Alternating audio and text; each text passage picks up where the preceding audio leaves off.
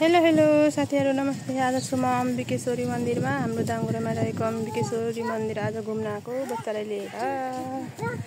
हेर्न सक्नुहुन्छ फुलहरू फुलेको अनि मन्दिरहरू पार्कहरू छ। यहाँ चाहिँ प्रवेशद्वार हाम्रो मन्दिरको।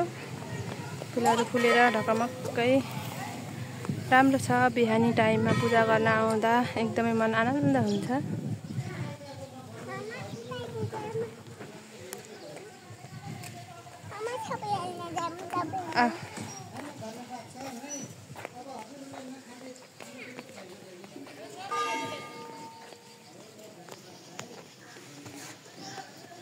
एकदमै राम्रा फुलहरू फुलेको छन्। एकदमै आनन्द अनि आनन्दको ठाउँ छ।